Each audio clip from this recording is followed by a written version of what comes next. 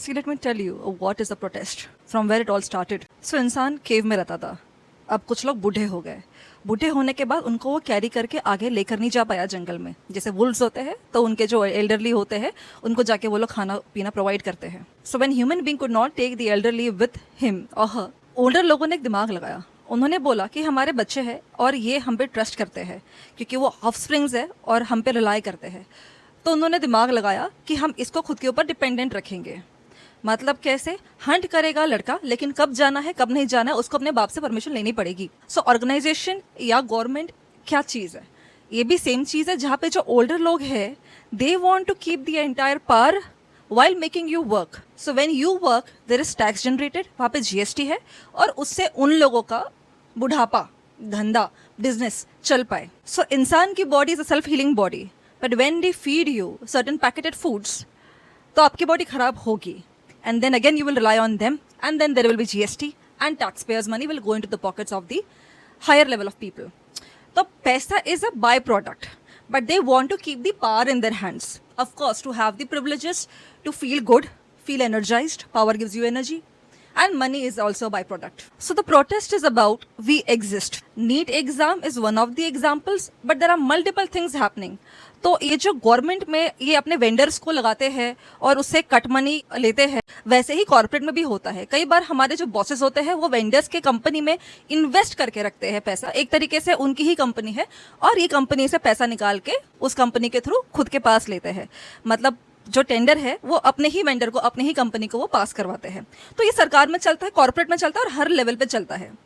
अब ये चलने के पीछे जो ठीक लोग हैं, जो सही से ईमानदारी से काम करना चाहते हैं, वो गरीब रह जाएंगे. सोचते हमने जो सरकार ने बोला वो किया, पैसे दिए, शांति से रहे, लेकिन अपने पास तो कुछ नहीं बच रहा. बाजू वाले के पास इतना है, इस वाले के पास इतना है, तो वो थोड़े बेचारे दशा में रह जाते हैं. और हर लेवल पे ब्राइबरी है. तो जो लोग गवर्नमेंट में नहीं है वो कॉर्पोरेट में रह के भी ब्राइबरी कर सकते हैं.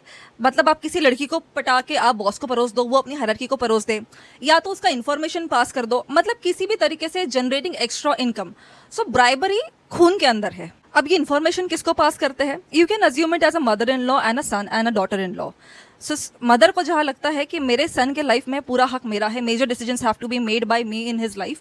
Daughter in law is just there existing. So the work of the son is to pass all the information of what is happening with in the relationship of him and his wife to the mother. ये जो trend है कि आपकी सारी information जाए bosses तक या madam bosses तक, आपको रेटिंग्स या आपको गवर्नमेंट में एग्जाम्स और प्रोविजंस आपको ना मिले, ये सब एक मिली भगत होती है. और मिली भगत में एक बहुत बड़ी यूनिटी शामिल है. सो अब जेनजीज का जो यूनिटी है इससे बाकी लोगों को थोड़ा खतरा हो रहा है क्योंकि इनका पूरा ढांचा, इनका पूरा सिस्टम ही ब्राइबरी पे, करप्शन पे चलता आया है. Corruption is there in the mind, bribery is there in the mind and it is not only about money. तो जब जेनजीज के प्रोटेस्ट चल रहे हैं तो जो लोग इन्फिल्ट्रेट करते हैं और यहाँ पे ही हरासमेंट करते हैं, सब पांचट कर देना चाहते हैं पूरा protest, then this is a bribery. It is not only for money, it is what their job is. So लोगों का दिमाग, मेंटल पैटर्न ही चेंज हो चुका है. अब जो जेनजीज है उनको मेंटल पैटर्न चेंज करने की जरूरत पड़ी नहीं. This is a generation who is mentally stable. उनको समझ नहीं आ रहा कि what the hell is this going on and they have decoded what has been happening in the society. Millennials try to do it, specially people born from 1990s to 1995. वो थोड़ा try करके उन्होंने हार मान के बैठ गए और बेसिकली अभी शादियां हो गई है तो अपने काम काज में बच्चों में लग चुके हैं. But that is what they really wanted to do. और उनका भी अभी वो उम्र चल रहा है, अभी समझ रहे अच्छा ये हुआ था.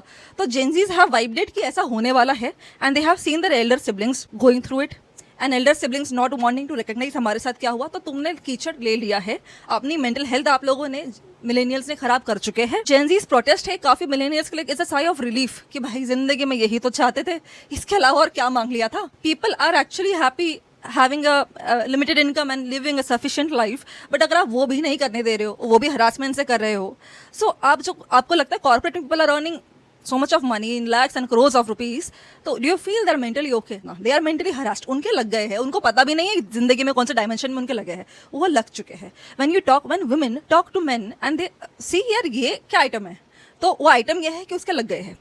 and men talk to women and they assume कि यार ये क्या चीज़ है, हमें मार वार देगी, तो एक्चुअली औरतों के भी लग चुके हैं. when women are there murdering men and men are there murdering women, तो इनके लग चुके हैं. So Gen Zs do not any which ways have to rely on millennials or the older people of the generation. आप जो कर रहे हैं आप एकदम सही कर रहे हैं. This was long awaiting और ये आत्मा में है कुछ लोगों के कि भाई गलत चल रहा था सब, क्योंकि मिलेनियल्स को तो हर जगह से दबाया गया ना भाई। मतलब स्कूल में दबाओ, है ना, मार पड़ रही है भाई, घरों पे मार पड़ रही है, घर वाले जाके स्कूल वालों को बता रहे हैं इसको मारो, अच्छे से मारो, क्लास टीचर्स मार रहे हैं, अभी उस तो ए भी चल रहा है ना, ढक के कपड़े पहनो, ये करो वो करो। So actually Gen Zs have decoded it, this is what shit is happening and what they doing is extremely right, क्योंकि वो एक बहुत साधारण चीज कर रहे हैं। भाई तू गलत है, तू गलत है, टेक अकाउंटेबिलिटी। और इसमें क्या गलत हो गया है? अगर मैं प्रधानमंत्री हूँ और मेरे साथ किसी ने गलत किया तो मैं उसको बोलूंगी ना, तू अकाउंटेबिलिटी ले। लेकिन जब आप लोग प्राइम मिनिस्टर से अकाउंटेबिलिटी मांग रहे हो तो वो नहीं देंगे, क्योंकि पेट्रियार्की, क्योंकि कुछ लोगों को ऊपर रहना है and they have to live afloat because वही उनका काम है, वही वो करते आए हैं। This all will happen to keep themselves relevant, to keep themselves more relevant than you. खाने को 5 प्लेट है और 100 लोग हैं जनता में, तो वो 100 तो आपस में लड़ेंगे ना कि वो 5 प्लेट हमको मिले। ये वही बात है, जो भी जैसे भी लोग यूज़ कर सके, जो ऊपर बैठे उन्होंने यूज़ किया, आपके बारे में उन्होंने बिल्कुल भी नहीं सोचा है, तो अभी आपको ही सोचना अपने बारे में। So whatever the Gen Z is doing, it is extremely right and ये होना चाहिए था और ये बहुत पहले होना चाहिए था। बाकी countries are way ahead than where we are, और ये सब उनके ज़माने में उनके कंट्रीज में पहले ही हो चुका है। And there is long revolution awaiting because there is narcissism leading to capitalism, leading to corruption and only few pockets would be fed, और बाकी लोग गरीब रहेंगे और बाकी गरीबों के पैसे से अमीर लोग कमाएंगे। ये ऑल ओवर वर्ल्ड का स्ट्रेटेजी है, और अगर नहीं होता तो मुझे बताइए one government all the world क्यों नहीं किया जाता? यूएन में सिर्फ ये बातें ही क्यों है? ये एप्लीकेबल क्यों नहीं है कि सारे दुनिया भर में एक ही किस्म का गवर्नमेंट चलेगा? नहीं है, क्योंकि आपस में देश को भिड़ाओगे तो फिर इकोनॉमी बढ़ेगी, पैसा बढ़ेगा, आपके जेबों में जाएगा। बहुत साधारण एग्जाम्पल है। So the protest has to be and should be on a wide scale and it should be all over the world, क्योंकि भाई एक सरल चीज़ निकाल लो, है ना, और बहुत दिमाग नहीं लग रहा है इसमें निकालने के लिए। It's very basic, ABC। भाई जीने दे तू, हम भी जी रहे, आराम से जी।